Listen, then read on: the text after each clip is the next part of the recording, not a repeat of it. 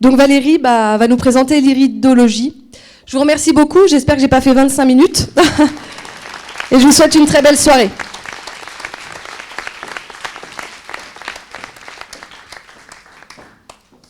Merci. Je suis pas magicienne, hein, je vous le dis tout de suite. On a l'impression avec ce qu'elle vient de dépeindre, mais pas du tout. Donc, merci d'être parmi nous ce soir. Je me présente, Valérie Fèvre-Voisin, nutritionniste naturopathe. Donc, la naturopathie contient 10 techniques. J'en ai choisi 3. La nutrition, pour un rééquilibrage alimentaire. Ça, non, ça ne fait pas partie de mes 3 choix. La relaxation, j'aurais dû. Et enfin, les thérapies manuelles, dont la technique Bowen, qui est une reprogrammation tissulaire, et la réflexologie plantaire. Ce sont 2 techniques qui feront l'objet d'une prochaine conférence. Et enfin, le sujet de ce soir, qui est l'iridologie. D'où vient l'iridologie ? Donc, depuis l'Antiquité, les relations entre l'iris et la santé a été observée. Donc c'est depuis le XVIIe siècle qu'il y a des projections iriennes des organes et elles ont été établies par des cartographies. Donc voici le style de cartographie qu'il pouvait y avoir. Donc c'est comme si on prenait un rapporteur ou une montre et on séquence par 5 minutes. Et voilà, ça c'est les premières. Elles ont un petit peu du mal à être utilisables. Et au fur et à mesure, voilà, c'est plutôt les 2 yeux systématiquement qui sont regardés, le gauche et la droite, et le droit. Et vous avez tout ce qui est cerveau. Donc c'est comme si vous preniez votre corps et vous regardiez votre œil et vous commencez à séquencer et à prendre le cerveau.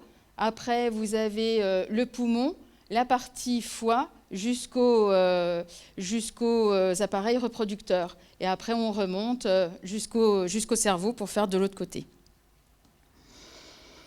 Donc, ces cartographies ont démarré depuis la Hongrie, puis la Suède, les États-Unis, l'Allemagne, et enfin, 19e, 20e siècle, chez nous, en France, avec André Roux, qui sont les références, c'est André Roux et puis René Bourdiol.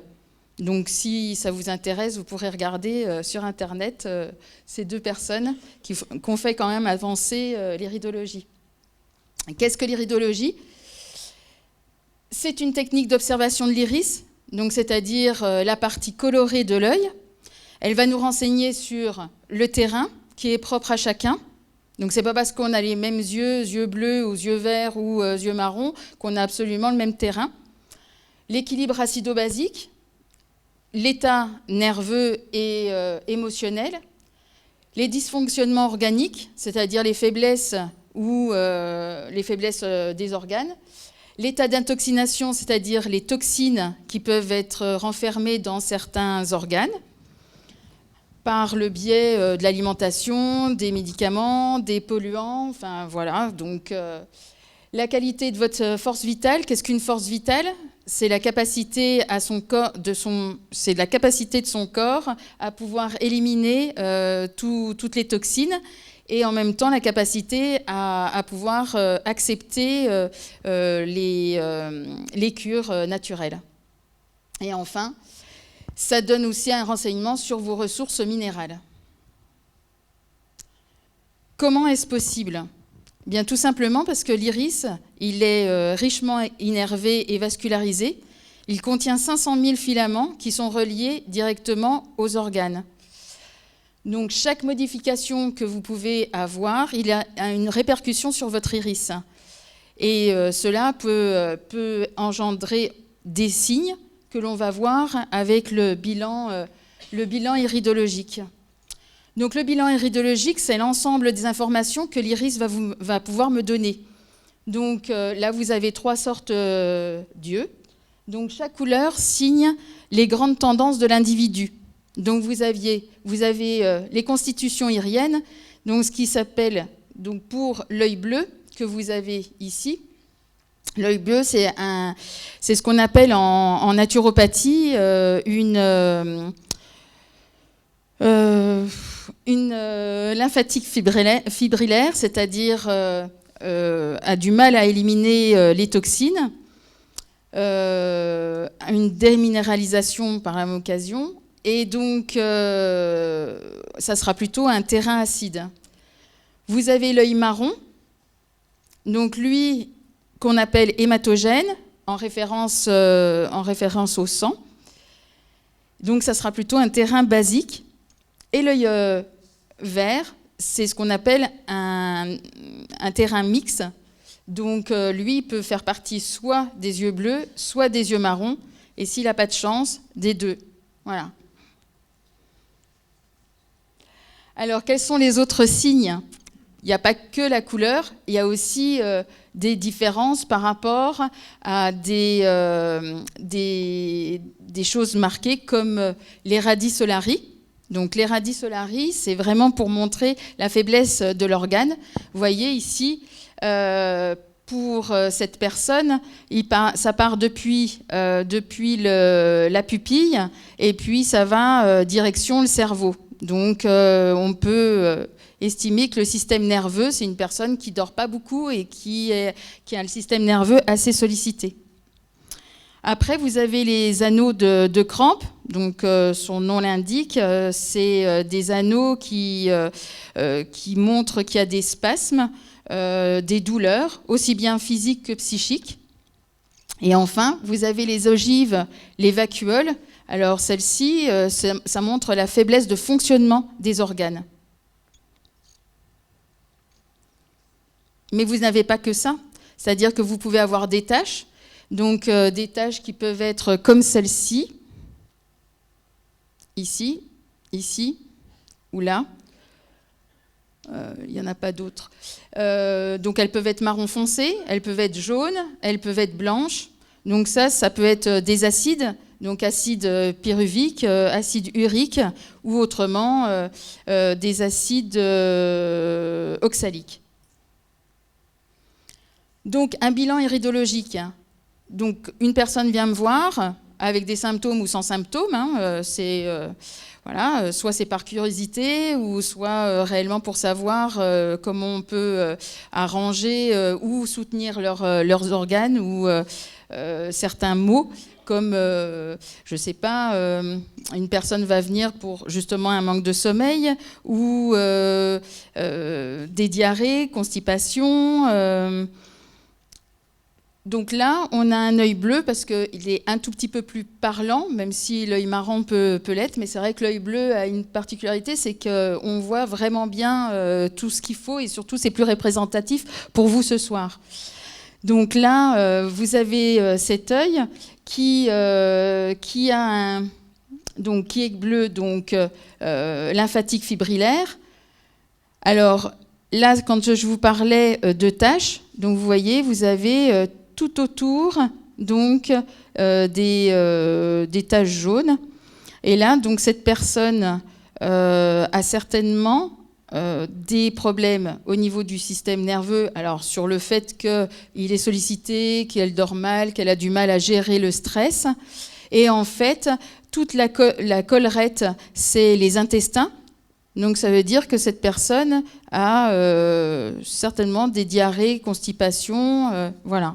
Donc là, on va traiter la personne par l'alimentation, parce que l'alimentation, c'est le premier médicament, donc c'est très important déjà. Et puis vous avez aussi, par contre, le côté positif, c'est que cette trame est relativement serrée, donc ça veut dire qu'elle a une vitalité assez importante et donc il y aura une grande facilité lors des cures naturelles à pouvoir remonter et en changeant aussi l'alimentation. Un deuxième exemple, vous voyez, c'est aussi un œil bleu mais qui n'a rien à voir avec le précédent. Donc celui-ci, vous avez une grande dépigmentation. Donc la dépigmentation, c'est tout ce qui est blanc. Donc c'est tout autour. Donc c'est tout autour. Donc voilà, c'est tout ça. Après, si on regarde d'un petit peu plus près, donc comment le bilan va être fait au niveau du bilan aérien, c'est-à-dire qu'on regarde la couleur, on va regarder les taches, on va regarder les vacuoles. Donc là, on peut se dire que et aussi donc les taches ici qui vont être vers le pancréas parce que c'est toujours un œil droit. Hein. Donc voilà. Et tout autour, on a des vacuoles. Donc c'est une personne qui commence à avoir un déséquilibre hormonal. Donc voilà. Et tout autour, vous avez la circulation sanguine qui est trouble. Donc c'est certainement une personne qui a souvent le nez qui coule, une peau sèche. Donc là, on est vraiment sur quelqu'un qui a du mal à éliminer les déchets. Donc là, on va soutenir ses organes. Donc là, le rein, puisque là, on a une grosse vacuole sur le rein. Et puis son système immunitaire. Et puis donc on va lui demander de changer son alimentation. Pour la personne d'avant, il y a de fortes chances pour que certains aliments qui fermentent ne peuvent pas s'assimiler. Donc on va lui éliminer, qui reviendront après, hein, parce que l'état, il ne reste pas. C'est-à-dire que c'est pendant un instant T. Après, ça va revenir. Je ne sais pas si je suis claire, mais voilà. Alors, l'intérêt de voir un naturopathe iridologue, ça peut être préventif, c'est ce que je vous disais. On n'est pas obligé d'attendre d'avoir des symptômes. Plus on connaît bien son terrain, mieux on sait les prédispositions et comment on peut soutenir aussi les organes. Et quand c'est du curatif, c'est-à-dire que la personne vient déjà avec des symptômes, et là, on lui expose comment les soulager et soutenir les organes en dysfonction. Conclusion, une séance d'iridologie vous permet donc de prendre conscience que vous pouvez être acteur de votre bien-être physique, nerveux et émotionnel. Je vous remercie de votre attention. J'espère que je n'ai pas été trop... Je ferai mieux la prochaine fois. Nous parlions à l'instant d'émotionnel. C'est ce que je vous laisse découvrir à travers le Reiki avec notre énergétique libellule, Marion Bergeret.